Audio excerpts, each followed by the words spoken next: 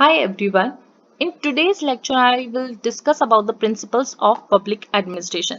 जैसे कि मैंने अपने प्रीवियस लेक्चर में आपको बताया कि पब्लिक एडमिनिस्ट्रेशन क्या होता है, क्या उसके नेचर, क्या स्कोप है and what are the stages of the public administration. In today's lecture we are going to discuss about the public administration's principles. So let's begin. Stage 2 principles of public administration की बात करता है that has been started from 1927 to 1937. इस stage में बहुत scholars ने believe किया कि सर्टेन फंडामेंटल प्रिंसिपल्स होने चाहिए एडमिनिस्ट्रेशन को रन करने के लिए जिससे कि it increase the efficiency and economy of public administration. ये स्टेज स्टार्ट जब हुआ जब विलियम फ्रैंकलिन विलोबीज की publication principles of public administration 1927 में रिलीज हुई एंड ही asserted that कि there are certain fundamental principles of general application analogous to those characterizing any science. और भी स्कॉलर्स ने प्रिंसिपल्स बताए फॉर द एडमिनिस्ट्रेशन जैसे Henri Fayol, M B. Follett, Mooney Reiley and Gulick Urwick. Principles जो administration के लिए बहुत स्कॉलर्स ने इम्प्लीमेंट किए और डेवलप किए और अपनी पब्लिकेशन के थ्रू उन्होंने एक फोकस और एक अटेंशन लिया towards the principles of administration. They are as follow. Fayol Henri Fayol has introduce 15 principles and he stated कि ये प्रिंसिपल्स जो रूल्स हैं ये फ्लेक्सिबल हैं and they are capable of adaptation to every need. Division of work, authority and responsibility, discipline, unity of command, unity of direction, these are the 14 principles and I will tell you in detail जो basic principles हैं एक administration को run करने के लिए in an efficient manner, in an relevant और validate manner में. I will discuss in the coming slide. So Gulick and Urwick ने फ्योल के प्रिंसिपल्स को elaborate किया and on the discovery of neutral principle based on which the structure of the organization can be designed, they stated कि Gulick has introduced 10 principles of administration, that is planning होनी चाहिए, organizing, staffing, directing, coordinating, reporting and budgeting. Similarly, Urwick specified 8 principles of organization. It is and he introduced 8 objectives for the 8 principles of public administration, that is known as tailored principle of objective, correspondence, responsibility, principle span of control and coordination, and as follows. Line and staff जो principal introduce किया वो Mooney and रेले ने suggest किया कि एक line management होनी चाहिए that to be vested with the authority to get things done and at the same time they recognise the role of staffing in providing advice and information. Indian administration में development of administration देखा but principle of public administration Kautilya's के time से पता चला by the evident of the अर्थशास्त्र.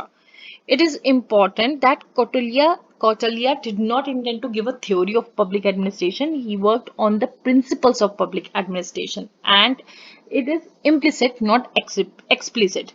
So he gives these principles for the administration कि principle of unity of command होना चाहिए. जो commanding person हो, that is the king, is the sole source of authority. And जो soul source है authority का that is be considered by king only. That की जो कमांड है वो सिर्फ एक ही पर्सन के थ्रू किया जाए. There should be no dual personality और डुअल अथॉरिटी बिकॉज वो कॉन्फ्लिक्ट राइज कर सकता है, इन डिसिप्लिन और वर्क में मिसकंसेप्शन अकर कर सकता है. डिवीजन ऑफ वर्क कि however powerful the king he can't do everything by himself.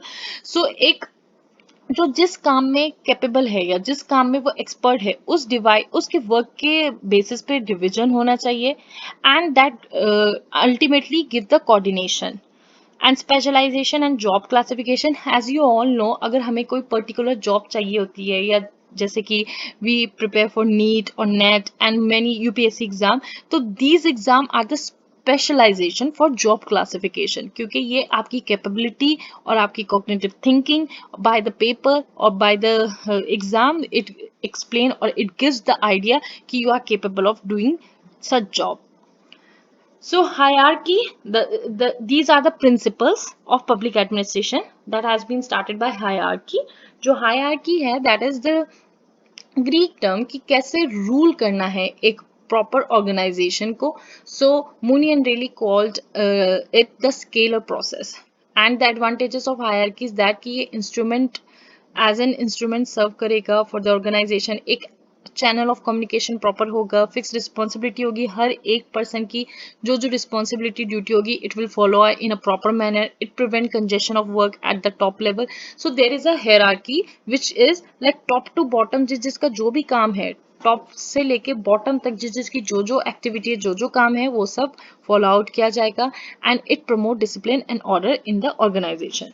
कुछ डिसएडवांटेजेस भी हैं हायरार्की के, इज दैट कि it cause delay work due to red tapism, because अगर किसी को कोई बात कहनी है तो it has to follow some of the rules, एक फ्लो फॉलो आउट करना पड़ेगा, एंड देन ओनली ही और she is able to convey message और anything. It discourages the initiative and drive of the lower level personnel, resulting in indecisiveness and inefficiency. Span of control. Span of control is the principle of administration. It means कि जो supervisor है, how perfectly or how much he or she is capable to have a control on the subordinates. So बहुत scholars ने बताया कि जो span of control है वो इतने नंबर से इतने रेंज तक को अच्छा प्रॉपरली वर्क कर सकता है. जैसे बताया कि 3 to 4 सबऑर्डिनेट्स एक सुपरवाइजर कोऑर्डिनेट कर सकता है, 4 to 5, 5 to 6, 10 to 12, and these go on. But they have not defined any proper number कि एक सुपरवाइजर कितने सबऑर्डिनेट को सुपरली या प्रॉपरली मैनेज कर सकता है या सुपरवाइज कर सकता है. सो जो स्पैन ऑफ कंट्रोल है वो 4 फैक्टर्स के थ्रू पे उसका लेंथ डिफाइन किया गया कि जो स्पैन ऑफ कंट्रोल है वो कितने लोगों को कैसे कैसे प्रॉपरली एफिशिएंटली कंट्रोल कर सकता है. इज दैट कि जो नेचर है वर्क का, it refers to the type और nature of work to be supervise, कि जितना कम लोग होंगे, जितने कम लोग होंगे उतने ही अच्छे से स्पैन ऑफ कंट्रोल हो पाएगा, और सुपरवाइजर इतनी ही इजीली और routine mechanical character convey out कर पाएगा when the work is of difficult non routine intellectual character. Time also matters, कि अगर न्यू ऑर्गेनाइजेशन होती है तो जल्दी समझना रूल्स को, रेगुलेशन को थोड़ा टाइम लगता है. तो जो स्पैन ऑफ कंट्रोल है वो टाइम पे भी डिपेंड करता है, बिकॉज जितना ओल्ड ऑर्गेनाइजेशन होगा वो जल्दी से जल्दी स्टेबलाइज्ड हो जाता है. ओल्डर ऑर्गेनाइजेशन में things get stabilized according to the newer organization. So new organization में रूल्स एंड रेगुलेशन को समझने में थोड़ा टाइम लगेगा, और सुपरवाइजर को अपने ऑर्डर्स और कमांड समझाने बताने में भी as compared to old organization. Space also matters, because जो स्पेस है वो बैरियर हो सकता है कम्युनिकेशन का. अगर सब सुपरवाइजर अपने सबऑर्डिनेट को कुछ बताना चाहता है, कोई वर्क के रिलेटेड कुछ कमांड या कोई ऑर्डर बताना चाहता है, तो there can be a space issue. And if the supervisor under the same roof, then the subordinate work in different rooms और at a distance from the supervisor, it may cause from space to space. Personality, कि it refers कि supervisor कितना intellectual है और कितने अच्छे से supervise कर सकता है, क्योंकि स्पैन ऑफ कंट्रोल भी इस चीज पे मैटर करता है. आप अगर इंटेलिजेंट, इनर्जेटिक हो, टैक्टफुल हो, तो फिर आप इजीली अपना कंट्रोल कर सकते हो अपने सबऑर्डिनेट पे. These are the factors that affect on the span of control. Unity of command. Unity of command मतलब किसी एक मोनो कमांड होनी चाहिए. There should be one boss for subordinates. बहुत आर्ग्यूमेंट्स हुए इसके फेवर में भी और इसके अगेंस्ट में भी, as Henri Fayol is the most important advocate of the principle of unity command, और गुलिक एंड उर्विक ने भी इस यूनिटी ऑफ कमांड को सपोर्ट किया कि ये डिवाइडिंग अप अथॉरिटी नहीं करेगा बिटवीन टू मेंबर्स. अगर वन बॉस और मोनो कमांड होगा, कॉन्फ्लिक्ट नहीं कर सकता, वर्क में इनडिसिप्लिन नहीं होएगा, और डिस्क्रिमिनेशन और फेवरेटिज्म नहीं होएगा. But there are some argument against the unity of command. They said it. J.D. Millett advocates कि dual supervision, और according to Simon F. W. Taylor said it कि अगर डुअल या मल्टी सॉरी सुपरविजन होगा, तो जो सुपरवाइजर इतना capable नहीं होगा, that can be substitute by another और intellectual supervisor. So these are the argument that against the span of control, unity of command, sorry. Coordination. It's और it's essential part of administration. अगर coordination नहीं होगा तो work में बहुत सारे conflicts आ जाएंगे, एंड जो कोऑर्डिनेशन है that is the integration of several part into an orderly whole to achieve the purpose of the undertaking. So need for coordination is that कि आप अवॉइड कर सकते हो कॉन्फ्लिक्ट्स को, डुप्लीकेट ऑफ वर्क को, एक प्रिवेंट टेंडेंसी होगी, meet the requirements of growing number of organization units. These are the advantages and these are the needs of the coordination. Types of coordination की internal और external coordination होना चाहिए। Internal is within the subordinate, external within the organization. Horizontal and perpendicular, horizontal coordination deals with the coordination between one section and another. मतलब एक branch से दूसरी branch में एक कोऑर्डिनेशन होना चाहिए। ऐसा नहीं होना चाहिए कि मिसकंसेप्शन हो या मिस इन्फॉर्मेशन हो या फ्लो ऑफ इंफॉर्मेशन लो हो या रॉन्ग हो। परपेंडिकुलर कोऑर्डिनेशन मीन्स कि जो कोऑर्डिनेशन है between an officer and his employee and a division and a department, this way is the considered perpendicular coordination. Procedural and substantial, this typology is given by Herbert Simon, और ये coordination को exempted किया गया था by the structure of the organization itself that defines that ये formal relationship है among its members. So जो techniques हैं coordination की, उनमें कुछ लिमिट्स हैं, जैसे कि जो टेक्निक्स हैं, जैसे कोऑर्डिनेट कैसे करा जा सकता है, प्लानिंग से किया जा सकता है, वर्बल और रिटन कम्युनिकेशन, आप उस लैंग्वेज में बोलो या आप उस लैंग्वेज में मीटिंग करो या उसमें conference committee and so on, in which it enables people और सबऑर्डिनेट्स और डिवीजन और department to coordinate with each other. There are some limits to the achievement of coordination. ऐसा गुलिक ने बताया कि there are lack of knowledge. अगर जिस person से आप बात कर रहे हो, जिस सुपरवाइजर या किसी भी पर्सन से, ऑर्गेनाइजेशन या डिपार्टमेंट या डिवीजन से बात कर रहे हो और उनके पास इतनी नॉलेज नहीं है, एक्सपीरियंस नहीं है, विजडम नहीं है, तो how they will get it what you mean. And अगर वो इतने स्किल्स और टेक्निकल इश्यूज को नहीं समझ सकते तो you not able to coordinate with that person. These are the limits that lie with the coordination. Authority, authority एक ऑर्गेनाइजेशन के लिए मोस्ट इम्पॉर्टेंट प्रिंसिपल है, क्योंकि अगर ऑर्गेनाइजेशन में अथॉरिटी नहीं होगी सो जो फ्लो ऑफ कमांड है, रूल्स एंड रेगुलेशन है, वो प्रॉपरली फॉलो आउट नहीं हो सकते। So authority can not survive without authority, without authority organization cannot survive. According to Fayol, authority is the right to command and it's in a prerogative of a manner. So authority plays a vital role because it makes order in the organization and it maintains effectively some kind of transformed into an orderly and efficiency in the organization. So three types की authority होती है। Line authority जो achievement of organisation और goals को कैसे achieve कर सकते हैं उससे कंसर्न करती है। Staff authority which is with the organization की how to advise the line in accomplishing the goals of organization. Functional authority lies कि जो भी लोग उसमें परफॉर्म कर रहे हैं as a job, as a employee, वो कितने अच्छे से परफॉर्म कर सकते हैं।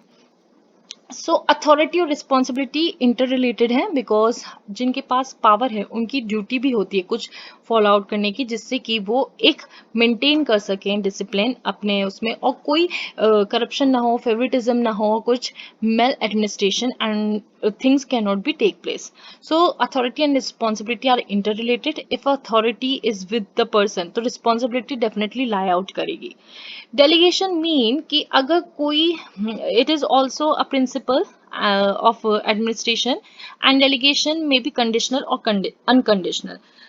With the delegation it just कि आप किसी के behalf पे, authority के behalf पे आप work कर रहे हो, because that authority or that supervisor has hire one of the subordinates so that it will direct you on his or her behalf. इसके advantages ये हैं कि it's reduce the burden on the supervisor, sorry, कि कैसे it avoids delay in administrative process. So there are some of the advantages of delegation कि वो supervisor का burden reduce कर सकते हैं delay administration process में भी, और it enables adjustment of policy and program to local condition, क्योंकि अगर जो delegation है वो उन्हीं सबऑर्डिनेट्स में से होगा तो इट विल हेल्प कि कैसे उस कंफर्ट लेवल की पॉलिसी के लिए हम सजेस्ट कर सकते हैं, that will help in making that. It increase the sense of responsibility and interest in the employees, it overcomes congestion of work at top level. There are some limits of delegation too, क्योंकि no chief or superior officer can be allowed to delegate all his authority, so for that him to zero and render him superfluous. So there are certain will recognize limit to delegation ki जो supervision of the work of the first line or immediate subordinates, these are the powers are not given to the delegated person. Power to sanction new policy, ruling making power, and making of the specified higher appointments, these things not be given to the delegated person. And it also cause disadvantage by कि अगर subordinate को ही misinformation मिली हो या वो misconcept कर दे, तो वही वो ऑर्डर आउट करेगा, वही वो कन्वे करेगा, तो miss information can be flow by the delegation, that can also cause some disadvantage, and that makes failure to the organization ultimately.